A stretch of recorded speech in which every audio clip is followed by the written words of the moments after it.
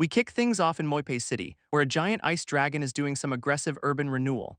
This locals are of course panicking as ice spikes erupt from the ground to say hello. Soldiers try to fight back but get absolutely demolished. Realizing this is all one player's doing by Yi. Watching from afar, guild leader Zichun uses his spyglass to confirm that yes, they are royally screwed. Baiyi's army of glowing undead just waltzes right through the main gate, no invitation needed. And there is our boy himself, necromancer Zichun Yi, looking way too calm for a guy leading an invasion. He commands his legion to bring him even more power because apparently this is not overkill enough. With his massive army behind him, he reflects on how this all-worlds game gave him a new life. Turns out he was on death's door with only 1 HP, but now he is just getting started. So we flash back a few months to Blue Star outside a very official-looking building. Inside, a woman named Liu Ruyan is unplugging some poor guy's life support, real heartwarming stuff. This patient, Su Mubai, is awake and understandably asks why she is trying to murder him. And the woman pulling the plug is, you guessed it, his devoted fiancée. She tells him it is for his own good, a classic line from the Worst Person Alive handbook. Mubai's mind is racing. He was the #1 player, a billionaire, now trapped in his own body. Suddenly, some dude kicks the door in, annoyed that his partner in crime is hesitating. This charmer is Zhaosu, Mubai's classmate, who is here to speed up the whole inheritance process. He lays out the master plan: kill the orphan, get the billions, simple, evil, and efficient. These two monsters have been plotting this for 5 years against the guy who treated them like family. They gloat that after surviving one accident, his luck has finally run out, or has it? Zhaosu goes for the classic pillow-smothering technique, clearly a man of sophisticated evil. He then immediately starts hitting on Liu Ruyan, who is just worried about the bad luck of getting busy near a corpse. This scumbag carries her off for some torment, leaving Su Mubai to stew in his own betrayal. Paralyzed, Mubai's mind is screaming. He knows they have been plotting this for years and he cannot even move. His heart monitor flatlines and his body gives out, but his will to live refuses to accept this pathetic end. As everything goes dark, his consciousness clings to one thought: he will absolutely not give up. At that very instant, the whole world looks up as something tears through the sky, sparking an alien invasion panic. A giant, ornate tower appears, announcing that Blue Star has been drafted into the All-Worlds game. Everyone gets a 30-second warning before full transmigration, with game info downloaded directly into their heads. The streets are buzzing with excitement and fear, especially since this new game has 0 pay-to-win options. Back in the other room, Zhaosu is furious that his brand new billionaire status is now completely worthless. What a tragedy. Liu Ruyan asks if Mubai can join, but Zhaosu just scoffs, betting the guy cannot even survive the countdown. As the timer hits 0, the two traitors begin to dissolve into data, ready for their new life. Su Mubai, on the brink of death, hears the same system voice. He is being ice-guyed. For him, this is not just a game, it is a literal God-sent opportunity to escape his fate. His spirit roars back to life with a single purpose. He cannot die, not now, not ever. A massive beam of purple energy then erupts from the city, pulling everyone into the system. People's reactions are mixed. Some are terrified, while others are hyped for a total life reset. Su Mubai finds himself on a floating island in a swirling void, standing before the River's temple. He touches the ground, feeling his own strength, and realizes it is real. He can stand again. Su Mubai stands before the game system, feeling damn good about this second chance at life. For his new identity, he chooses the name Baiyi, and the talent awakening process kicks off. This game explains that every player gets a talent, ranging from garbage tier to god tier. With ranks from F to SSS, he is just praying his notoriously bad luck does not screw him over now. And his luck absolutely does not screw him over. He pulls an S-class forbidden talent called Promotion. This thing lets him upgrade items for free or even his class by spending lifespan with the first one on the house. Golden pillars of light then erupt around him as the system tells him to pick a class. But when he tries to pick warrior or mage, the game says his stats are too pathetic to qualify for anything. Turns out there is only one option available for him, the ever-popular necromancer class. Before he can even complain, the system auto-selects it for him, so much for free will. He gets his new spooky staff and outfit, thinking maybe this is not so bad after all, until he checks his stats and realizes he has permanently 1 HP, a detail the game forgot to mention. He is absolutely furious. One hit means game over, and his S-class talent feels like a cruel joke. With no other way out, Baiyi decides it is time to go for a high-stakes gamble. He suddenly remembers his promotion talent, the one ace he has up his sleeve. It is time to use that free cataclysm upgrade on his class, a move that would normally cost 100,000 years of life. Smashing that confirm button, he becomes a hidden class, the Death Dominator. His new class comes with a ton of perks, including new skills and a massive stat boost on level up.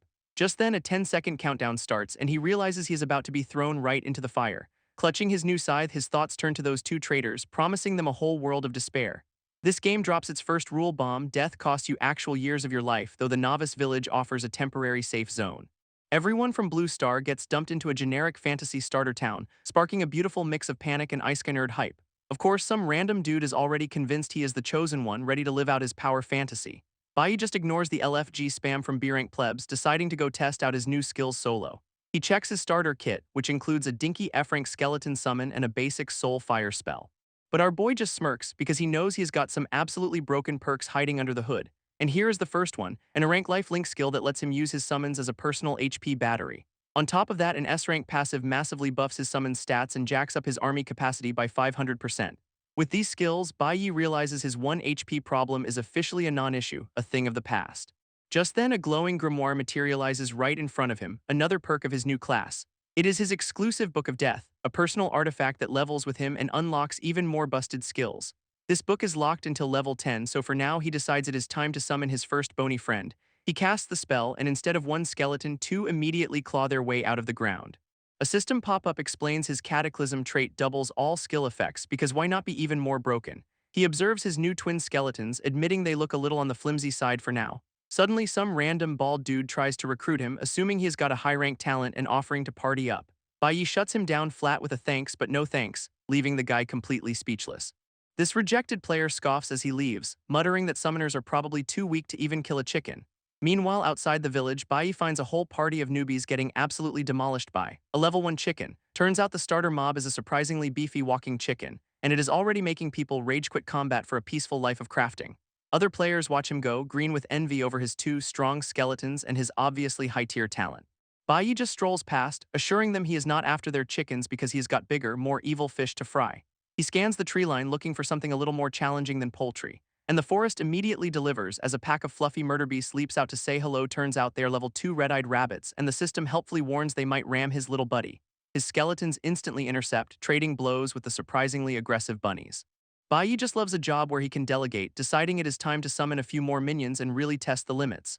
With a single command to tear them apart, he calls forth even more undead power. His bony boys make short work of the rabbits, turning them into a red paste. He gets a nice little X boost for the trouble, already on the fast track to leveling up. Checking his stats, he sees his life link is working perfectly, making him way harder to one-shot now.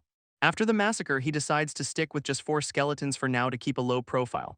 But it is too late. Other players are already gawking at his 4-skeleton army, convinced he is a top-ranked god. And just like that, he hits level 1, feeling that sweet, sweet rush of a stat boost. He dumps his points into spirit and agility because you can never be too fast when you have 1 HP.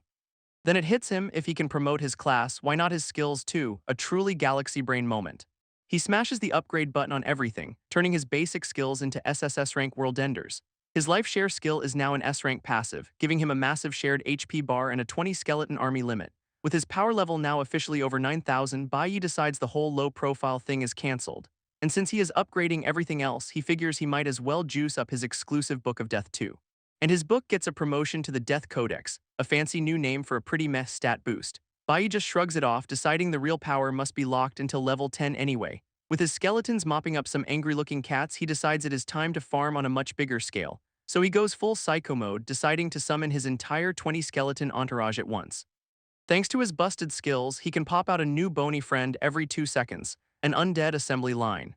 His army just steamrolls through the local wildlife, racking up bonus exp like it is nothing. This power leveling is so fast he hits level 2 in what feels like minutes. Looking absolutely unhinged, Bai Yi sends his legion deeper into the forest to keep the grind going. After half an hour of this, he and his bony crew arrive at the first dungeon, a swirling portal of doom. This game asks if he is sure about going in alone, and he is just like, "Are you blind, system?" Then he gets to pick a difficulty, with options ranging from cakewalk to certain death. Naturally, our boy with 1 HP immediately picks hell mode because of course he does. This portal turns a very angry shade of red, confirming his terrible life choices. Inside, the fog is so thick he cannot see 2 feet in front of him, which is just great. He sends his bony boys out to scout, ordering them to find the path and kill anything that moves. Luckily, he has got a 100-meter command radius, so he can just chill while they do all the work. And it does not take long for them to find the welcoming committee, a giant angry tree monster. Bai Yi is absolutely delighted, finally finding a monster that might not die in 1 hit. He orders a full-on assault, but the treant immediately uses a skill to entangle his troops. And one of his skeletons gets its arm shattered, a rude awakening that hell mode is not a joke. Bai Yi is pretty smug as his skeleton army swarms the treant, ordering them to focus fire. And just like that, the monster's dead, netting him a fat cross-level X bonus for the trouble. Before he can celebrate, a giant mystery python tries to sneak up on him for a hug. This snake lunges for a sneak attack, but Bai Yi is way too quick for that nonsense. He blasts it with some soul fire, vowing to roast the thing for its terrible manners. His entire undead entourage then descends from the sky, looking absolutely furious about the interruption. They make extremely short work of the python, earning him another sweet X reward. Bai notes that his own magic is basically useless compared to his army's damage output. To his surprise, the snake actually drops some gear, a fancy new python belt. It is leather armor he cannot even use, but hey, at least he can sell it for cash later. With that settled, he rallies the troops and marches his bony boys deeper into the woods. This dungeon immediately throws a whole welcoming party of treants and pythons at him. Our boy just grins, declaring it is harvest time as he summons even more minions to the field. His skeletons immediately get to work, hacking away at the angry tree monsters. Meanwhile, the rest of the army swarms the pythons in a flurry of blades and bone. From above, it is just a beautiful map of his minions absolutely steamrolling the entire dungeon floor. This absolute slaughterfest pays off, as a golden beam signals he has finally hit level 5. He is absolutely thrilled, feeling the power surge through him after all that grinding. This ground is now littered with loot, though he dismisses most of it as vendor trash. Checking his stats, he's got a new wand, but his lifespan is still under a year, a grim reality check. Just then, he realizes his death codex also leveled up with him, glowing with newfound power. It gives him a nice stat boost and bonus damage against undead, which is super helpful in a dungeon full of snakes. With his new gear and a full army, Bai feels confident enough to finally hunt down the boss. He rallies the troops, ready to see what kind of final boss this dungeon has in store for him. And the dungeon delivers a silver rank Mist Python King, complete with 2 elite bodyguards. This boss is a level 8 monster with a whopping 88,000 HP, a serious jump in difficulty. For a split second he wonders if his army can handle it, then just says screw it and goes all in. His skeletal legion immediately charges forward to meet the threat head-on. This 2 Python guards intercept, crashing into his front line with a vengeance. But the Python King just straight up eats one of his skeletons, one-shotting it instantly. Bai just smirks, completely unbothered by the loss of a single minion. After all, you cannot beat his ultimate strategy, just throw an endless sea of bones at the problem. He orders the rest of his army to swarm the boss and hack it to pieces. His skeletons make short work of the elite guards, drowning them in a tide of blades and bone. With the bodyguards down, Bai orders everyone to focus fire on the big guy. He lets loose a soul fire spell that smacks the Python King right in the eye, which only seems to make the giant snake even more furious, and Bai is just stunned at how pathetic his own damage output is. Luckily, his army is still doing the heavy lifting, completely overwhelming the massive beast. This snake thrashes wildly, taking out skeletons left and right, but Bai just keeps the pressure on. This Python King gets absolutely shredded by a storm of bone shards and blades. Bai just looks up, wondering if the boss is finally about to use its ultimate move. And right on cue, the snake spits a giant glob of what looks like pure acid. It flies straight for him, and he realizes the boss is smart enough to target the summoner. But the attack just fizzles out around him because his shared HP pool is just that ridiculous. Looking absolutely unhinged, Bai leaps forward to deliver the final blow himself. His skeletons swarm in for one last coordinated beatdown, overwhelming the massive snake. And just like that, the boss is dead, netting him a huge cross-level X bonus. He gets a server-first achievement for the solo kill, complete with some very nice rewards. That announcement goes out to the entire village, and everyone collectively loses their minds. Players still fighting chickens are now complaining about how broken the game balance is. Elsewhere, a high-ranking player regrets not soloing a boss herself for the fame. Her companion, a spear-wielding pretty boy, shows off by one-shotting a boar. But she is quick to remind him that Bai is still way stronger for taking down a silver-rank boss. This woman, Fujia Tianxia, speculates Bai must have an SS-rank talent to be so far ahead. Her party members immediately suggest she try and recruit this mysterious powerhouse. She agrees with a smirk, confident that no man has ever refused her invitation before. Meanwhile, Bai is just confused as his screen gets absolutely flooded with friend requests. He does not have time for peasants and immediately hits the reject all button. Then he checks his loot and finds a soul stone that can actually extend his lifespan. Bai is absolutely giddy, realizing each soul stone adds 30 days to his life and he can promote them for free. This promotion works perfectly, turning one stone into 120 days of life, and our boy is already addicted to the hustle. He sifts through the rest of the loot, dismissing the skill books as useless for his class. Among the vendor trash, only a toxic ring seems useful, so he decides to promote that too. This promotion turns it into a gold rank accessory, adding a sweet poison damage proc to his spells. Reflecting on how many skeletons died to one boss, he decides his army needs a serious power boost. He gets a prompt to upgrade his summon skill with options up to Cataclysm, and he immediately chooses Ascension. This system then hits him with a 5 gold coin price tag, which makes him absolutely balk at the cost. But money is for spending, so he confirms it, upgrading his skill to summon proper skeleton soldiers, including archers. Looking absolutely delighted, he prepares to summon his new and improved cuties to the field. His new skeleton warriors and archers appear, sporting stats that are a massive leap from the old cannon fodder. Now this is more like it. His army of calamity finally looks respectable as he orders them to continue exploring. With his upgraded troops in tow, he ventures deeper into the ominous purple-hued forest. This next welcoming committee is a pack of level 8 elite goblins, and Bai immediately orders his archers to focus fire. His archers immediately let loose, peppering one of the goblins with a face full of arrows. This rest of the army then charges in, overwhelming the goblins in a storm of steel and bone. After mopping them up for a nice X bonus, he notes his leveling speed has improved and decides to find tougher mobs. Meanwhile, back in the starting village, other players are shouting to recruit for parties, setting high standards like rank talents. One guy tries to start a whole guild on the spot, but the crowd just scoffs, asking why they should work for him. He then reveals his S-rank talent, Natural Leader, which gives insane guild-wide buffs and suddenly everyone wants in. This S-rank talent guy is absolutely loving the attention as players beg to join his new guild, but his big moment gets hijacked by a server-wide message that stops everyone in their tracks. It is from Fiancée, publicly asking Baiyi to accept her friend request for a chat. Everyone collectively loses their minds over someone spending 10 gold just to send a DM. Baiyi, meanwhile, is just intrigued that someone would pay that much to get his attention. He accepts and she immediately offers him 100 gold and full gear coverage to join her team. Our boy is naturally suspicious, asking how she is so loaded and why he should trust her. She flexes hard, revealing she has an SSS-ranked talent called God of Wealth to back it up. And this talent is just absurd. It literally prints money and ensures she never loses items on death. Baiyi is impressed but decides teaming up would just expose his own secrets and slow him down. So he politely turns her down, saying he'd rather just keep leveling solo for now. She is absolutely livid, completely shocked that any man would ever dare to reject her. Her teammates are bummed, realizing their farming speed is going to suck without better gear. Just then, another message from Baiyi pops up and her mood instantly changes.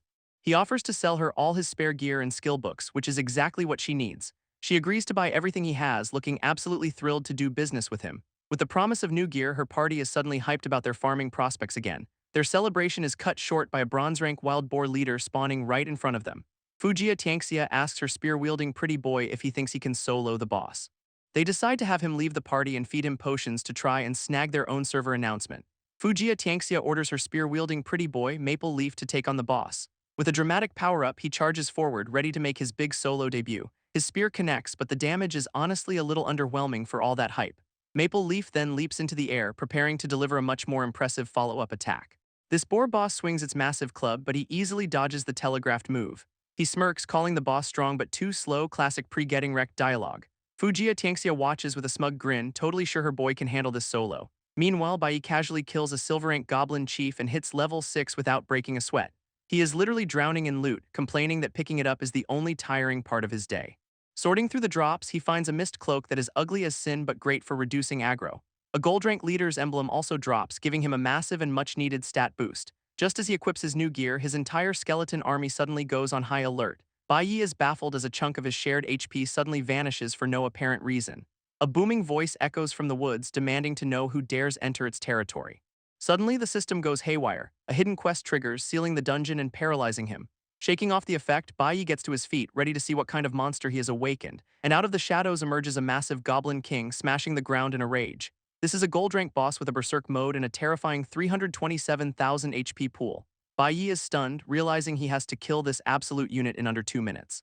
But then he just grins, ordering his endless army to swarm the boss, quantity over quality, baby. His skeleton army immediately gets to work, chipping away at the Goblin King's massive health bar. Enraged, the Goblin King winds up a massive cleave, screaming about how Baiyi's smile makes him sick. Baiyi notes that attack would one-shot any normal player, looking surprisingly calm about it. Then he just smirks, unleashing his own soul fire because this boss picked the wrong guy to mess with. It smacks the Goblin King right in the face, who seems more offended by the sneak attack than the damage. His skeleton archers follow up, turning the big guy into a giant, angry pincushion. But the king just roars through the pain, swinging its giant weapon with absolute fury. Baiyi just doubles down on the strategy, ordering everyone to focus fire until the beast drops. And that is when the Goblin King pulls a reverse card, summoning his own army of goblin warriors. These are not just any goblins, they are level 8 elites in a permanent berserk mode with a 50% stat boost. A whole horde of them materializes, looking way beefier than Baiyi's bony minions. Our boy is actually stunned, realizing the boss can summon too, and this fight just got way harder. This goblin army charges forward, with the king yelling that he was just trying to hide his people in peace. He is genuinely pissed, basically screaming, "Why will not you leave us alone? Uh-oh, are we the villain?" Deciding to end this, the Goblin King takes a heroic leap straight for Baiyi himself. He slams into the ground with enough force to create a massive shockwave, aiming to flatten our boy. Baiyi easily dodges, admitting it still hurt thanks to shared HP, but he is otherwise untouched. With a look of pure focus, he decides to fight fire with fire and summons reinforcements. He drops fresh skeletons right into the fray, ordering them to clear out the goblin minions first. And his new warriors immediately crash into the goblin lines, kicking off a full-scale war of the summons. With the battle raging, Baiyi orders his skeleton archers to fire at will. This arrows find their mark and the Goblin King screams in denial as his troops get pincushioned. Absolutely livid, the king roars that he refuses to be defeated by some human punk, and right on cue, he enters berserk mode, getting a massive stat boost at the cost of his defense. Bai Yi is completely unfazed, calling the boss trash for all its pointless monologuing. His big moment gets interrupted by a server announcement: someone else just snagged a first kill for a bronze boss. But he just smirks because a bronze rank kill is nothing compared to the gold rank prize he is about to claim. He unleashes his soul fire, which rains down on the goblin army for some absolutely disgusting damage numbers. This goblin king gets knocked on his ass and desperately chugs a health potion to stay in the fight. And it is over, netting Bai Yi a level up, a server first for a gold rank boss, and a sweet pile of soul stones. He is a little confused though, because for a gold rank boss there are 0 item drops. Looking down at the corpse, he figures the hidden quest must have messed with the loot table. Elsewhere, other players are gossiping, with some dismissing Bai Yi's earlier achievement as pure luck. When Maple Leaf's announcement pops up, one guy scoffs that they should just go kill a gold rank boss themselves. Yeah, good luck with that. Right on cue, Bai Yi's gold rank kill announcement flashes across the screen, shutting them up instantly. This armored guy is completely floored, wondering if Bai Yi has an SSS rank talent to pull this off. Another high-ranking party is also in awe, commenting on how terrifying Bai Yi's power must be. This woman in their party tries to cheer up her pretty boy companion, reminding him he has her support. Feeling motivated, the spear wielder smirks and says it is time for them to hit the first dungeon. Meanwhile, Bai Yi's quick kill triggers another hidden event, raising the dungeon's difficulty to catastrophe, and he just keeps summoning. This Goblin King's soul gets violently ripped out of his body in a stream of blue light.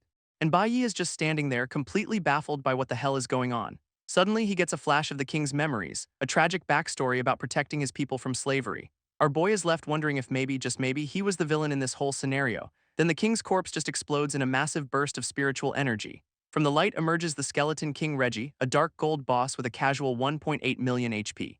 This newly minted king looks at his bony hands, lamenting that he could not escape becoming undead after all. But this is not Bai Yi's summon. It is a new boss who immediately starts summoning his own undead army. This guy looks absolutely terrifying, wielding a massive sword crackling with dark power. Bai Yi is understandably losing his mind, questioning how this is even fair for a novice zone.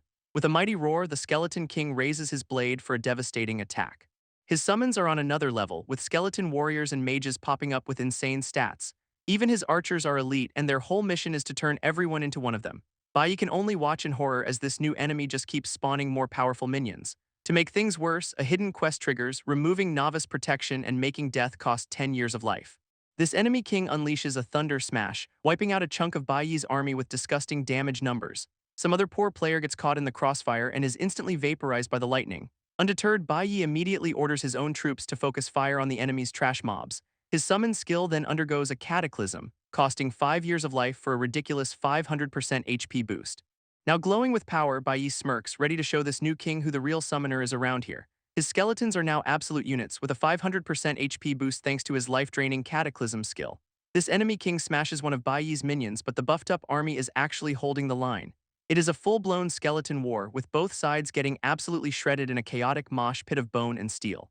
Bai Yi is just laughing his head off, spamming more summons because why not just drown the boss in bodies? This skeleton King Reggie pops his berserk mode, screaming about being the real king. Sure you are, buddy. With a wicked grin, Bai Yi points out that lowering your defense is a terrible idea and orders the final assault. His army unleashes a devastating volley of attacks, burying the enemy king under a mountain of damage. Defeated, the king crumbles away, completely unwilling to accept he just got out-summoned by a level 8 player. And just like that, the dark gold boss is dead, netting Bai Yi a level up and a ton of stat points. He gets another server first clear, this time for the whole dungeon, and a weird golden skeleton trophy appears. Our boy looks a little unhinged, realizing he just burned over 13 years of his life for that win, and he seems fine with it. This system rewards him for clearing hell mode, dropping some soul stones and gold into his inventory. But Bai Yi is confused, wondering why the system is calling it hell mode when he knows he cleared the much harder catastrophe mode. Meanwhile, outside the dungeon, that S-rank talent guy and his new guild are getting ready to make their grand entrance. Guild leader Hongtu is basking in the glory, graciously accepting new recruits who are practically begging to join him. His big moment gets hijacked again when another party shows up, decked out in full gear, and everyone recognizes Fujiya Tianxia. This guild leader looks genuinely surprised, clearly not expecting to run into someone with her reputation out here. Her party arrives in style, and she is still wondering just how loaded Bai Yi must be to sell off so much good gear. These two leaders exchange some fake pleasantries, with Hongtu trying way too hard to act like he is on her level. Feeling bold, Hongtu looks down on her and suggests a little bet, and she looks more than ready to play. Hongtu proposes a bet on who gets the first clear of the dungeon, and Fujiya Tianxia looks intrigued. His big offer is that she joins his guild if he wins because his talent and her money are a match made in heaven. If she wins, he will grant her guild one favor, no questions asked, which is a hilariously unbalanced offer. She just smirks and counters, demanding 3 favors instead of 1 because she knows her worth. He laughs and agrees, letting her party go first with the confidence of a man about to be humiliated. And right on cue, a server announcement pops up. Bai already got the first clear, shocking them both. Hongtu is absolutely livid, realizing that his grandstanding just made him look like a complete clown. Trying to save face, he suggests they pivot to the hard mode clear since normal is already gone. But then a whole new wave of announcements hits, declaring Bai also cleared Hell mode and soloed a Dark Gold boss. A final soul-crushing alert confirms Bai solo cleared a catastrophe-level dungeon, leaving Hongtu utterly broken. Completely defeated, he just tells his guild they are leaving. No dungeon run today, just shame. Fujiya Tianxia, however, decides to just wait since all the first clears are gone anyway. Elsewhere, another player is in a life-or-death struggle against his own Goblin King in Hell mode. He barely manages to parry a massive cleave from the boss, clearly outmatched. This guy is just baffled, wondering what kind of insane talent Bai must have to beat this thing. In yet another party, a blonde dude stands over a goblin corpse, saying Bai's name feels familiar. He teases his pink-haired companion, Ruyan, asking if Bai was one of the guys who used to chase her. Getting a little too close for comfort, he reminds her of her life of luxury, but she is lost in thought. She suddenly realizes that a specific person from her past always used that name in games, and a vision of Su Mubai appears behind them as she connects the dots. Oh, this just got personal. Su Mubai is in total denial, insisting Bai is dead because he is the one who pulled the plug. Yikes. He then tells Ruyan to just seduce the guy again if it really is him because he used to be obsessed with her, and she is all for it, confident that her charm will work on anyone, no questions asked. Meanwhile, the actual Bai is getting his catastrophe tier rewards, including an S-rank skill book and some epic gear. He immediately dives into his inventory to check out the new goodies. This S-rank skill is Drain, letting him absorb death energy from corpses to store for later, its other half. Feedback lets him burn that energy to heal himself or buff his summons, so long mana problems. This system gives him a free promotion, so he instantly learns the new skill in a flash of golden light. With a wicked grin, he decides to test out his new toy on the Skeleton King's corpse. He unleashes the skill, ripping a massive amount of death energy from the boss's remains. Our boy is shocked by the sheer volume, realizing an undead boss is basically a 5-star meal for this skill. Next up is the epic robe he got, probably the first one on the server, but it needs appraising so he will hang on to it. Then a thought seems to strike him as he turns back to the loot. He starts shaking down the corpse, literally demanding good drops since he had to kill it twice, fair enough, and the game delivers, hitting him with a massive jackpot of gold and gems. This loot screen just keeps scrolling with multiple pieces of gold and dark gold equipment. It gets even crazier when the boss drops all of its skills, from C rank all the way to S rank. A system prompt then offers to fuse his 3 basic skeleton summon skills into one advanced version. This creates a new Summon Advanced Skeleton skill that summons all 3 types at once, replacing the old ones. He opens the upgrade menu and sees the options, B rank for free or S rank for a cool 1,000 years of his life. He is also checking out a new blue orb he got, and its mana cost is absolutely insane. It is an epic level quest item, accept and it is his, decline and it is gone forever. But Bai is not satisfied with epic, so he immediately tries to promote the quest itself. And it works, upgrading it to a legendary quest with unimaginable difficulty, which he accepts without a second thought.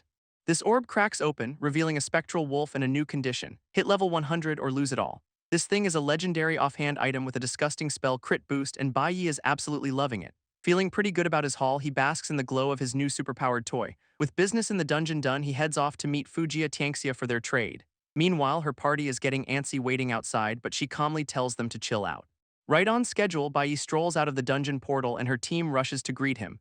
His first words are pure sass, asking if she's been waiting to give him his money. She gets a little flustered, but he just smirks and says they can do the deal right here. Then he just summons a mountain of loot, leaving her entire party completely speechless. Her guildmates are freaking out, convinced he must have an SSS-ranked talent to pull this off. Bai casually asks if she can even afford all this, and she just says absolutely. Her party is still just staring, jaws on the floor at the sheer volume of gear. They are drooling over rare skill books and equipment, and she immediately offers to buy the whole lot. Without hesitation, she agrees to his price and tosses him a heavy bag of coins. Bai catches the payment, looking like the cat that got all the cream. But she is not done, telling him it is time to bring out the really good stuff he promised. Bai flexes his mountain of loot, casually asking if she can even afford all this. She admits she is a bit short, so he graciously offers a payment plan secured by a system contract, of course. But one item is non-negotiable, a specific skill book for a whopping 500 gold coins. It is a B-rank resurrection skill, a literal game changer for any priest lucky enough to get it. Her party's little mushroom hat priest is practically vibrating with excitement over the find. Fujiya Tianxia immediately agrees to the deal, promising to pay him the rest tomorrow. Our boy knows her god of wealth talent is basically a personal gold farm, so he is not worried. He figures her confidence must come from the other unknown effects of her money-making ability. Feeling bold, she then proposes a new deal. She will help him get the next dungeon's first clear. Baiyi's price is simple. He wants all her soul stones, both the ones she has now and the ones from the clear. Without even blinking, she agrees, sealing another high-stakes bargain with a confident smile. With business done, Baiyi is back to grinding, mowing down mobs for that sweet cross-level XP. He's just chilling with 1 HP, completely unbothered because leveling is just that easy for him. A quick level up to 9 has him ready to spend points, but first he needs to find that appraiser. Turns out the appraiser is a painter who ditched his shop to sketch on the prairie, because of course he did. Suddenly, one of his skeleton warriors gets one shot, and Baiyi is completely blindsided. Peeking over a hill, he realizes his 150k HP minion just got vaporized by the very NPC he is looking for. This mysterious guy just casually compliments his piles of bones like it is an everyday thing. A system prompt reveals this is the appraiser, whose level and HP are literally just question marks. Uh-oh. This appraiser complains his art was ruined and demands compensation, so Baiyi just offers him some cash. This appraiser scoffs at the money, asking if he looks like someone who needs cash. Total power move. Then he demands 100 gold coins anyway, handing over a rolled-up painting like it is a gift from the gods.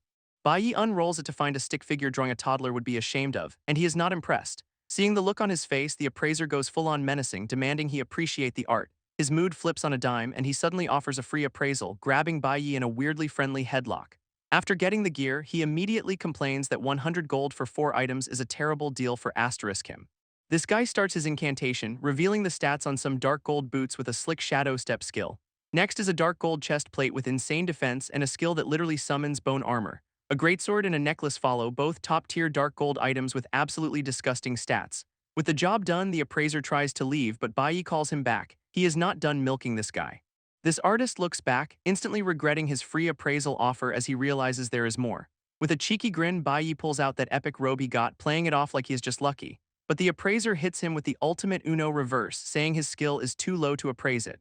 Baiyi is just floored, completely unable to process that this god-tier NPC cannot finish the job. This guy just shrugs, claiming he is only a part-time appraiser, so of course he cannot handle epic gear. Seeing his chance, the appraiser then offers to teach Baiyi the skill himself, and our boy is hooked. Naturally, there is a catch. This private lesson is going to require some tuition. This price he names is a cool 500, holding up his hand with a grin that just screams scam.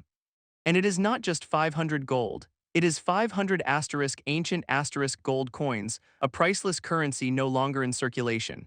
A light bulb goes off for Baiyi, who remembers his promotion talent can probably just create the impossible coins he needs. This appraiser gives Baiyi the quest for 500 ancient coins, telling him to come back when he is done, a task that should take ages. He turns back with a smug look, clearly thinking there is no way this kid can possibly pull it off. But Baiyi just holds out a bag of freshly minted ancient coins, asking if these will do the trick.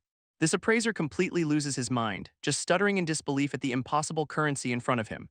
With a killer smirk, Baiyi asks if they can get on with the lesson now that payment's been delivered. Impressed, the guy laughs and hands over the basic appraisal skill book, calling him a good kid.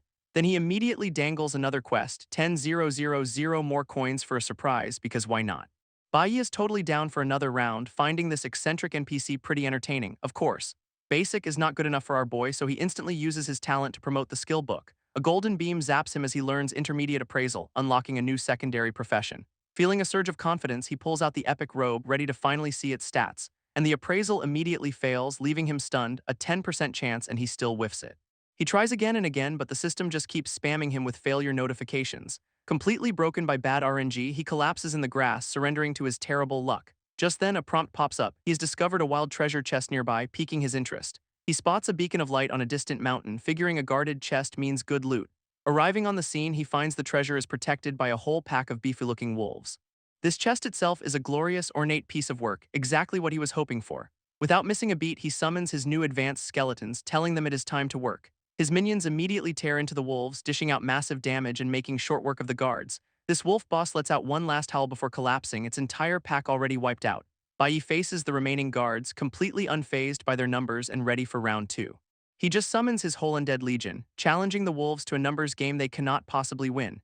His skeletons immediately tear through the pack, sending wolves flying like furry ragdolls. One of them even lands a devastating, bone-shattering punch right to a wolf's jaw. Brutal. In just a few seconds, the fight is over, with the last wolf falling amidst his victorious minions.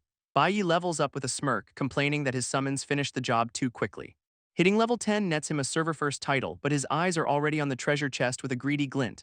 With a classic what-if grin, he decides to test his promotion talent on the chest itself. And of course it works, instantly upgrading the loot box with a brilliant flash of light. He casually pops open his new gold-ranked treasure chest, ready to claim his upgraded prize. This haul is a little smaller than expected, just a gold-ranked staff and a rolled-up map.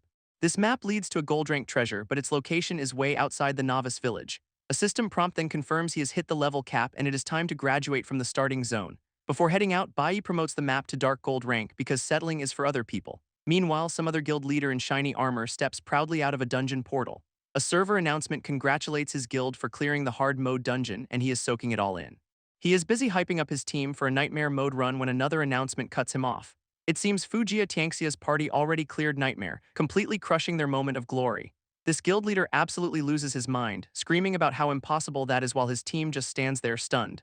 This rival guild leader is absolutely seething, furious that Bai Yi sold all the good stuff to Fujiya Tianxia. He throws a full-on tantrum, vowing to make our boy pay for daring to oppose him, by which he means not selling him things. Meanwhile, Fujiya Tianxia's party is just chilling, getting ready to tackle Hell mode next. But a sudden server-wide announcement pops up, catching everyone completely off guard. It is a big congratulations to Bai Yi for being the first player in the region to hit level 10. Then the leaderboard appears, showing him at the top while everyone else is still stuck at level 5. Completely humiliated, the rival leader decides he is done with this place and is leaving immediately. Fujiya Tianxia's team is just in awe of Bai Yi's leveling speed, calling it a total rocket ride. She decides it is absolutely worth building a strong relationship with a player that powerful. With a new plan in mind, she dismisses her party and heads back to town on her own. She finds Bai Yi almost immediately, greeting him with a friendly wave. This 10 soul stones from the first clear are handed over, with a little reminder to keep her in mind for future deals. Their contract is fulfilled with a handshake and he promises more loot as long as she can pay. Fujiya Tianxia gives a satisfied smirk knowing she has secured a golden goose of a supplier. Bai Yi waves her off, telling her to contact him after they have both left the novice village. Standing alone for a moment, he seems pretty pleased with how that alliance is shaping up. With all his business concluded, he heads over to the village chief's office to finally graduate. Inside, the chief is already remarking on how quickly one of the new arrivers hit the level cap. Bai Yi walks in and formally requests permission to leave the novice village. This old man agrees, saying this land will belong to the players soon enough and tells him to follow. This village chief opens a glowing portal, telling Bai Yi it is time to head to East Sea City. This new city is a major coastal hub, one of the top 10 in the entire Shenlong Empire. Bai Yi thanks the old man and steps through, promising to repay the kindness as the real game begins. With a heavy sigh, the chief turns and walks away, looking pretty burdened by something. He ominously reflects on a coming chaotic era, wondering just how many people are about to die. Meanwhile, two mysterious figures are on the move, and the guy recognizes someone, yelling, "It is him again."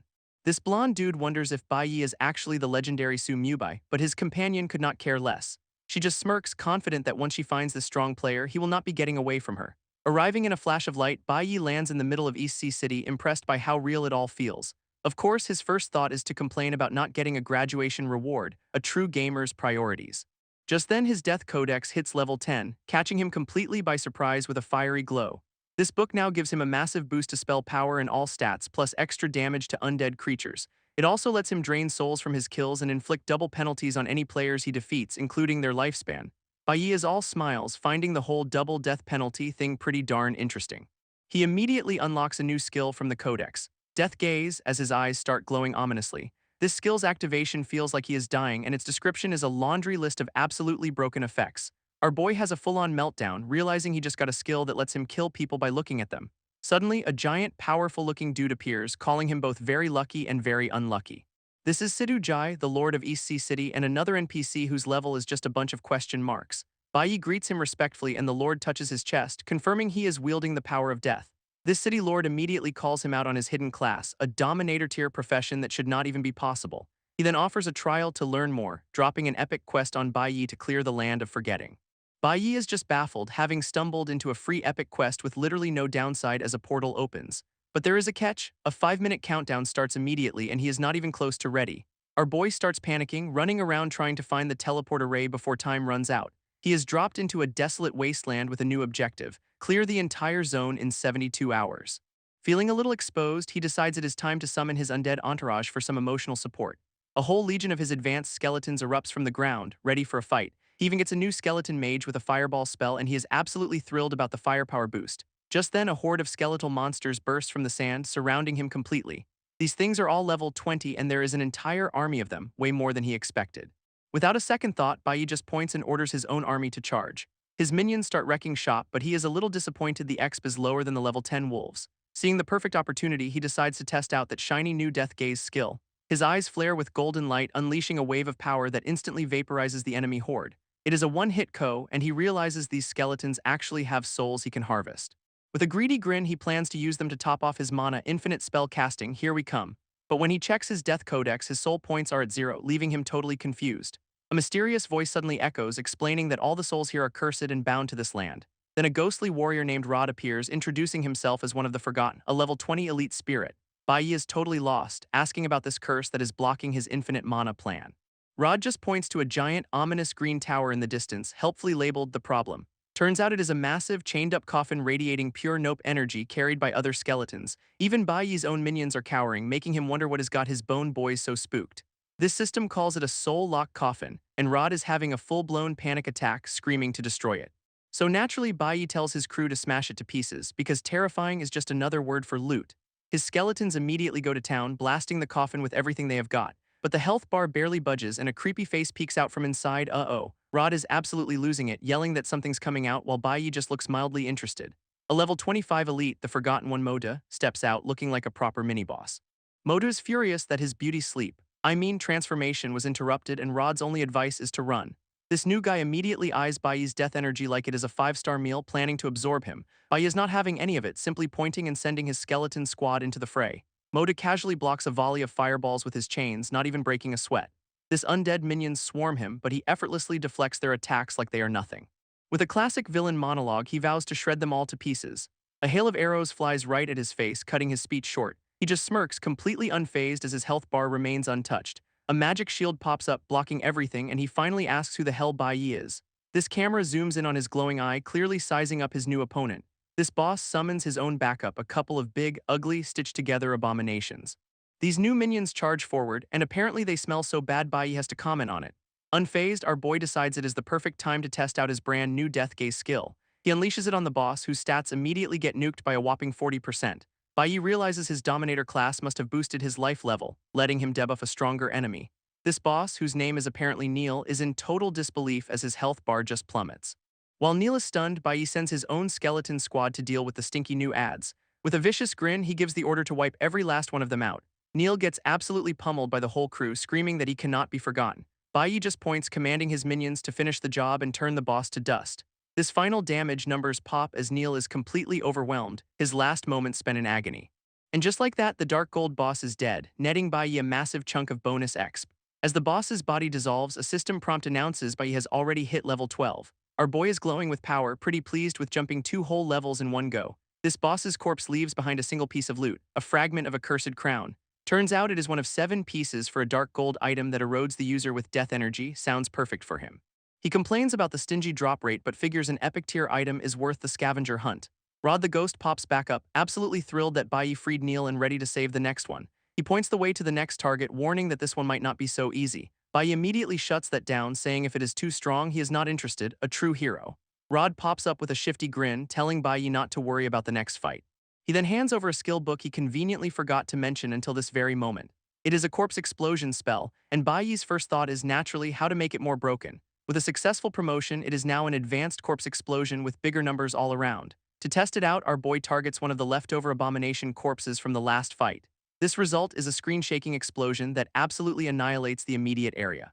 Bai Yi is all smiles, loving the sheer destructive power of his new Aya Clear. While Rod showers him with praise, Bai Yi is just happy his farming speed is about to skyrocket. An hour of grinding later, they find the next mini-boss Walter just chilling in a pit. Wasting no time, Bai Yi gets right to the point, which is, of course, violence. He immediately casts his new corpse explosion on a nearby body to kick things off. Walter gets blasted, screaming that no one can kill the Forgotten and that Bai Yi will pay.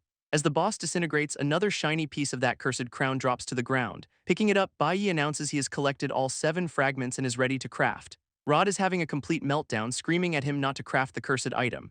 Ignoring the ghost's frantic warnings, Bai Yi merges the fragments into a single glowing crown. This completed item's grade goes up, but Rod is still begging him to toss it before he turns into a zombie. A system prompt confirms the crown is eroding him with death energy, which has already hit its cap. Suddenly sensing a new threat, Bai Yi orders his skeleton crew into a defensive formation. Dark energy erupts from the ground as a new, far more ominous presence makes itself known. Rod the Ghost is absolutely losing his mind, pointing at the new presence and screaming that he is the one. A system prompt confirms the cursed crown just woke up an epic lick named Franklin, the very guy who cursed this land. Now revealed to be a ghost mayor, Rod begs Bai to kill the lick, and our boy instantly accepts the hidden quest. With the new objective locked in, Rod's spirit possesses Bai, granting him a tidy 20% stat boost for the fight. This final boss of the zone, Lick Franklin, makes his grand entrance, looking every bit the part of an epic-tier menace. Standing before the crackling dark energy, Bai sizes up the Lick, who seems genuinely surprised a mortal woke him. Franklin immediately demands his crown back, calling for it to return to its rightful master, which is a hard no from the new owner. Bai just smirks, telling the Lick his summons will not work on something that is already in his hands, much to Franklin's disbelief. Deciding to really rub it in, he puts on the cursed crown, gaining a bunch of new powers and probably a killer headache.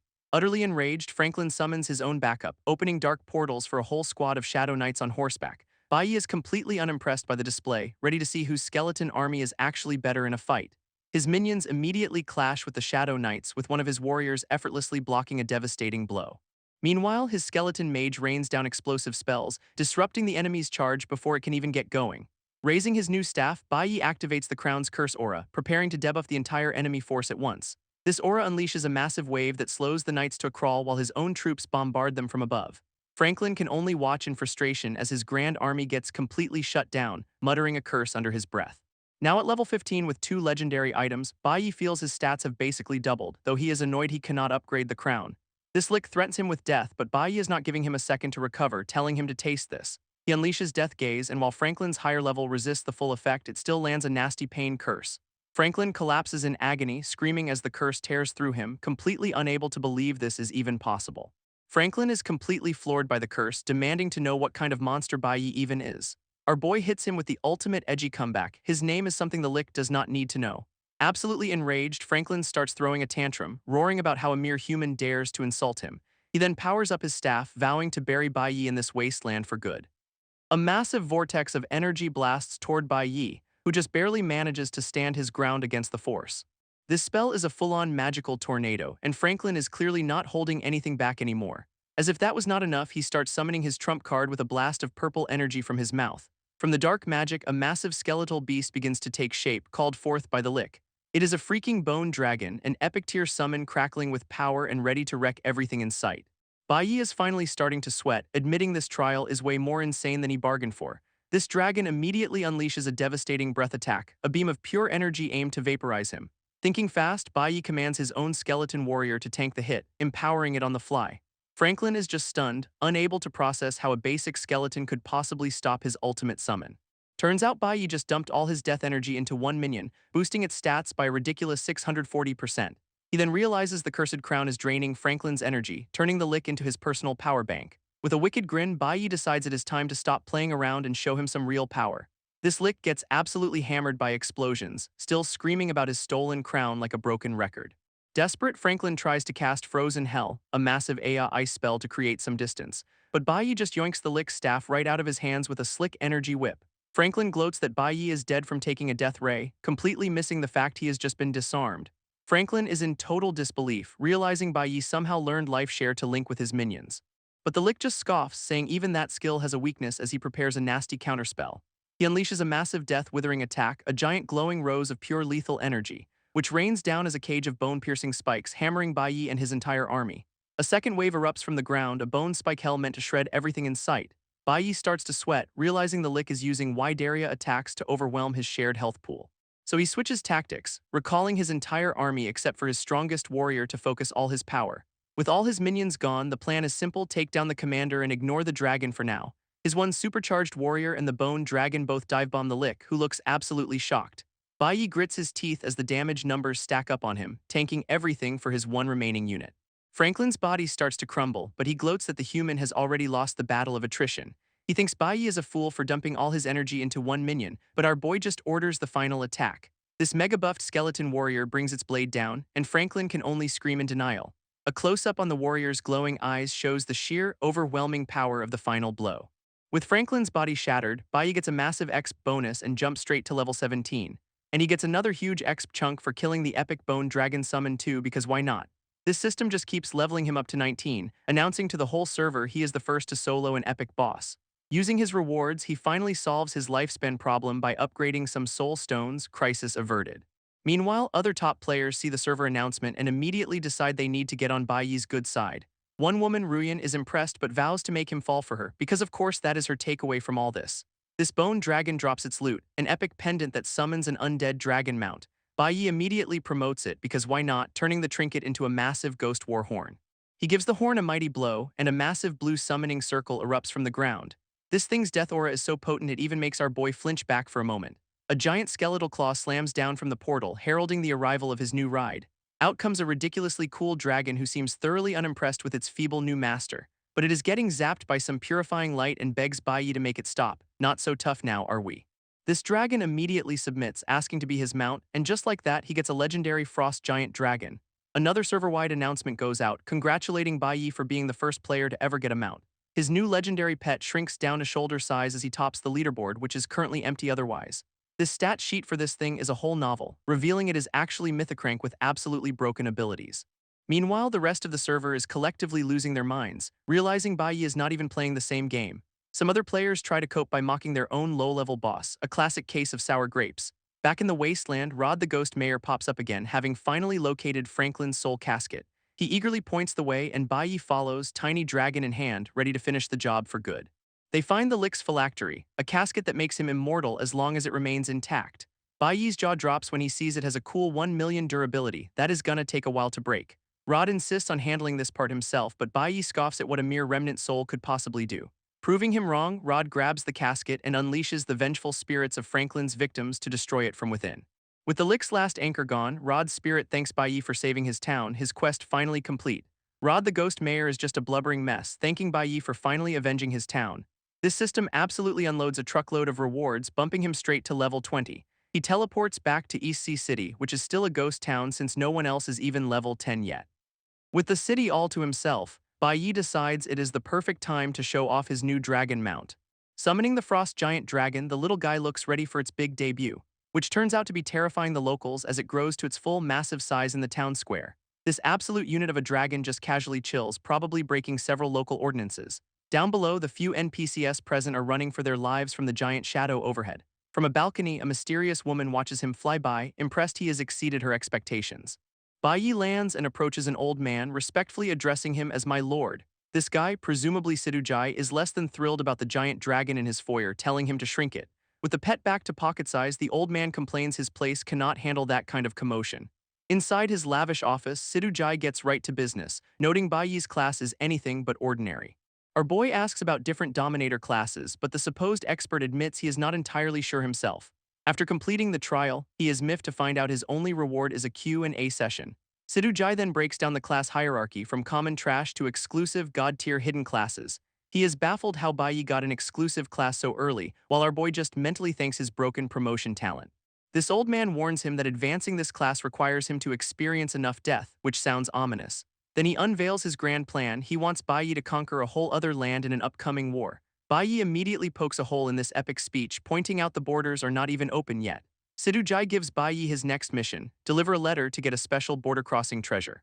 He gets a photo of the target and a system prompt locking his class advancement to foreign nations. This old man also promises to recommend him to the powerful Shenlong Hall after his third advancement. And as a little bonus, he hands Bai Yi a token granting him free passage in the city. This thing turns out to be the deed to Courtyard 7, making him a literal landlord. With the deal sealed, Sidujai reiterates the offer to join the big leagues later on.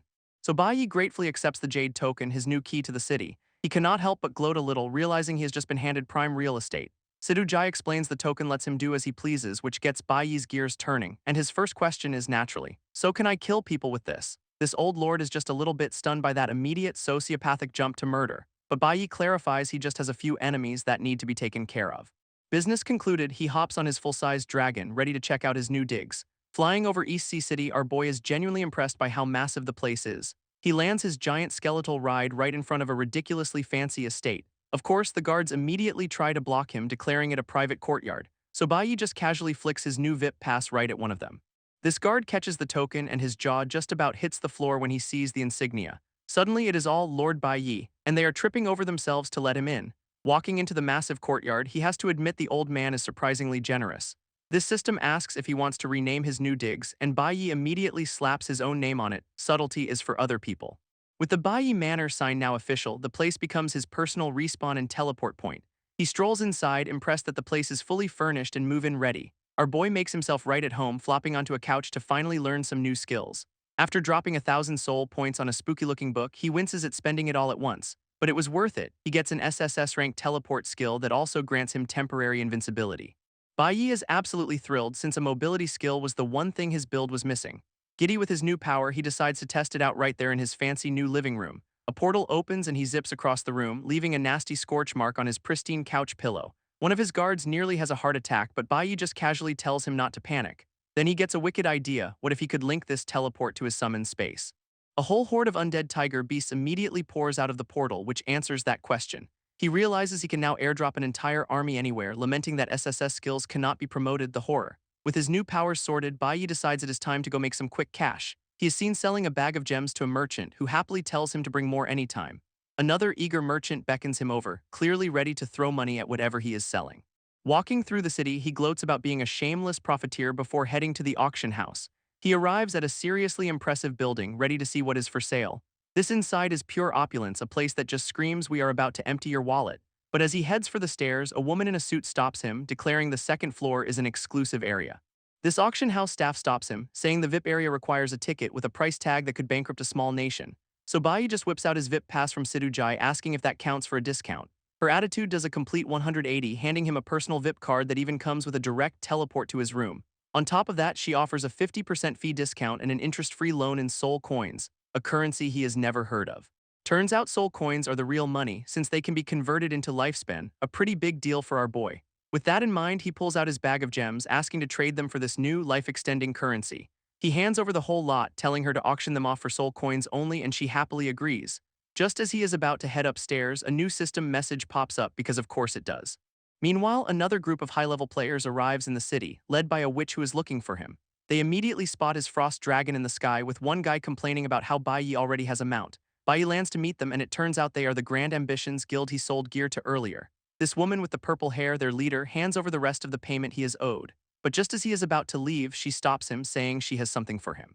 She pulls out a legendary fate parchment, a pure gambling item that lets you roll for good or terrible fortune. For a guy with a luck-based talent, this is not gambling, it is a guaranteed jackpot, so he asks for the price. She just smirks and says it is not for sale, which is not the answer he was expecting. Instead of money, she wants to form a deeper partnership with him, using the scroll as bait. Their conversation gets interrupted when another player in full plate armor teleports right into the middle of their meeting. Bai Yi is still processing her refusal to sell, clearly not used to people saying no to him. He decides to hear her out, asking exactly what kind of deep cooperation she has in mind. This armored player who interrupted them is shocked to see Bai Yi and the guild already in the city. He grumbles about other S-rank squads arriving, specifically waiting for a certain rotten pair to show up. As two more players exit a portal, the guild leader notices Bai Yi's entire demeanor has suddenly shifted. Without a word, our boy summons a whole legion of his undead soldiers, ordering them to surround the area. His skeletal army immediately seals off the teleportation square, trapping all the new arrivals in a panic. This Grand Ambitions guild is stunned, but their leader tells them to hold on and see what Bai Yi is planning. Naturally, the trapped players immediately start screaming at him, demanding to know what right he has to do this. Bai Yi calmly tells everyone to cooperate, explaining they will need to exit one by one through a single designated gate. A couple of geniuses in the crowd decide to test him, daring him to attack them in a safe zone, a truly brilliant move. And in a flash of light, their challenge is answered with extreme prejudice. This two loudmouths collapse, their lifespans drained, while the crowd realizes they did not even see him move. With a death glare, Bai Yi asks if anyone else has a problem with the new rules. His dragon looms overhead as he declares the screening will now begin, no more objections allowed. Looking over the terrified crowd, he coldly announces it is time to start the search. He lays out the simple process. Innocents can leave, but he is sure he will find the two he is looking for. At that moment, two more players teleport in, a red-haired woman and a blonde knight who are clearly big shots. They immediately spot him from above, and the woman drops a bombshell. Bai Yi is actually Su Mubai. Bai Yi just smirks, recognizing their voices and confirming these are the two he has been waiting for. This blonde knight tells his companion their future is in her hands, confident they can handle this little problem. But the red-haired woman just looks down with tears in her eyes, calling out his old name. Mubai. Bai Yi faces his two old friends with a smile that is anything but friendly, ready for this long-overdue reunion. He then casually tells the gawking crowd to scatter unless they want to risk losing 20 years of their lifespan. This red-haired woman puts on a big show, crying about how hard she looked for him, and Bai Yi's just like, "What a coincidence, me too." Her knight in shining armor backs her up, claiming she tore the novice village apart searching for him, an act Bai Yi is not buying for a second. This guy Zhao Su keeps up the smarmy act, totally oblivious that Bai Yi remembers him for yanking his oxygen mask. Done with the charade, Bai Yi simply points and tells his summons to show the knight what he is in for. A shadowy hand erupts from the ground and snatches Zhao Su, whose smug attitude evaporates instantly. Our boy calls this repaying his undying loyalty before ordering his undead minions to blow the guy to pieces. His former companion is absolutely horrified, screaming his name and asking if he is really going to kill their teammate. Now the knight is bleeding and begging, but Bai Yi just leans in and coldly asks him what death feels like. His entire aura explodes with killing intent as he offers to give the guy a first-hand demonstration. And in a flash of brutal, shadowy violence, the knight is completely and utterly annihilated. With a system notification confirming the kill, Bai Yi turns his glowing red eyes on the woman. It is her turn now. She is completely losing it, stammering that she is scared and frantically wondering if he knows the whole truth.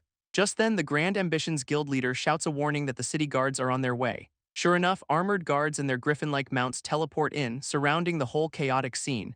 Bai Yi quickly tells the guild leader to bounce, promising to wrap up their business deal another time. He plays it cool with the lead guard, giving a half-hearted apology while saying he has found who he was looking for. This guards just kind of stand there, seemingly content to let this honored guest handle his personal drama. Grabbing a terrified Ruyan, he tells her this is far from over and that they are taking a little trip to the revival hall. This lead guard watches him fly off, dryly noting this little troublemaker is heading for the revival hall. He tells his squad to follow, but only to maintain order, basically giving Bai Yi a free pass to cause chaos. At the revival hall, Zhao Su respawns minus 10 years of life, already cursing Bai Yi's name. Dragging a desperate Ruyan up the stairs, Bai Yi is clearly not interested in hearing any last-minute excuses. He gets right in the knight's face, asking for a detailed review of his recent death experience. Ruyan tries the 5 years together card, blaming everything on her dead teammate, a classic move. Bai Yi mockingly agrees about their shared history before ordering his summons to kill the cold-hearted snake. Her pleas for mercy are met with a whole lot of shadowy, pointy justice instead. And just like that, she is impaled, leaving a horrified Zhao Su to realize he is next on the list. This knight immediately starts groveling, admitting he was wrong, amazing how death clarifies things. Bai Yi's face says it all, a completely unimpressed "Oh, is that so?" With a shadowy spike through the chest, the knight's apology tour comes to an abrupt and messy end. Bai Yi then explains that if you die without reviving, you are just a corpse for 30 minutes. Lying defeated on the ground, the two traitors have finally received their long-overdue karma delivery. 30 minutes later, Ruyan respawns, begging for her life since another death would be permanent. But Bai Yi just coldly reminds her of the time she pulled his oxygen tube in the real world. He asks if this feels familiar before kicking her right out of the building. Get lost, indeed. Standing alone in the empty courtyard, the deed is finally done. Our boy stretches, declaring his revenge officially complete and that now it is time to enjoy the game. This lead guard reappears, basically telling Bai Yi no worries and that the two traitors had it coming. With his revenge plot all wrapped up, Bai Yi decides it is time to get back to his true passion, making bank. He casually opens a portal in the middle of the city, ready to start his next business venture. After a full day of flipping goods across 10 cities, he complains that this whole manual labor thing is just too slow. Just as he is thinking that, a message from the Grand Ambitions guild leader pops up. Speak of the devil, indeed. He heads over to meet her at another ridiculously opulent building because of course he does. Over a feast fit for a king, she cuts right to the chase, asking him what he wants from her. She pitches a partnership. Her money-making talent plus his overwhelming power would let them dominate the game. But Bai Yi immediately shuts that down, clarifying he is not looking for a partner, he is hiring an agent. To prove his value, he casually touches a bag of crystals, making them glow with upgraded power. This guild leader is completely floored, realizing he can literally create value out of thin air. He explains his talent lets him upgrade items, basically flexing the most broken crafting skill in existence. After she processes this game-breaking info, he offers her a measly 1% of the profits to be his sales rep. What a generous guy. She counters, saying she will agree if he gives her 10 million gold for her class change quest. To sweeten the deal, she offers to sign a soul contract and take only a 5% cut of all future profits. Turns out her SSS rank talent, God of Wealth, requires that exact amount to unlock her true potential. Bai Yi quickly calculates that without him, she'd be grinding for that cash until the end of time. He asks if she is serious about the soul contract, and she stares back, dead serious about the offer. They shake on it, sealing a contract that gives him 95% of the profits and erases her soul if she breaks it. Without a second thought, our boy just hands over the 10 million gold like it is pocket change. And just like that, she is surrounded by a golden aura, having successfully changed into the God of Wealth class. Bai Yi asks about her new skills, and she casually mentions she only picked up 2. Her first is a money shield, which literally turns your gold into a protective barrier, pay to win at its finest. She also gets a God of Wealth's ingot, a class-exclusive item that gives a massive stat boost. Our boy immediately recognizes it is basically the money-grubbing version of his own death codex. Then she shows off her personal money tree, which has apparently had a major growth spurt. It starts raining soul coins, showering her with a huge pile of that life-extending currency. Eagerly, she hands him a rare soul stone, telling him to work his upgrade magic on it. With a single word, Bai activates his talent, engulfing the crystal in golden light. He turns it into a life soul crystal that grants 100 years of lifespan, leaving her completely stunned. A system announcement declares the newbie protection period is ending and the server rankings are now live. Bai hands her an auction house VIP card, basically making her his business manager on the spot. He tells her to go enjoy the auction while he heads off to turn in a quest. His quest destination is a beautiful waterfall where a man is busy painting the scenery. This painter greets Bai looking pretty chill for a high-level quest giver. He then proudly presents his masterpiece, a drawing that looks like a 5-year-old made it. Bai, a master of sucking up, calls the stick figure art a divine creation, and the guy's nose literally grows with pride. This painter finally recognizes him as a death dominator now that his codex is open, marking the quest complete.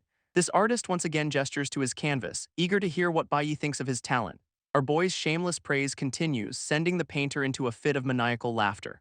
Having had his ego sufficiently stroked, the man finally gets back to business, confirming Bai's quest is finished. For his troubles, the painter gets a literal mountain of gold, and his reaction is pure unadulterated greed.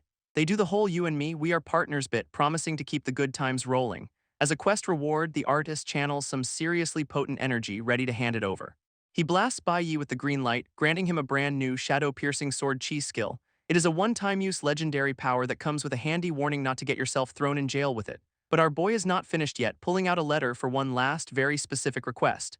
This painter reads it and immediately understands Bai is planning to cross national borders, a huge no-no. Instead of objecting, he just rips a giant green vortex open in the sky, ready to send him on his way. Bai gets ready to jump in while the painter looks on, clearly enjoying the impending chaos. Meanwhile, his new business partners spot the portal and just know their boss is stirring up trouble again. This guild leader tells her crew to just roll with it since Bai is their ticket to the top anyway.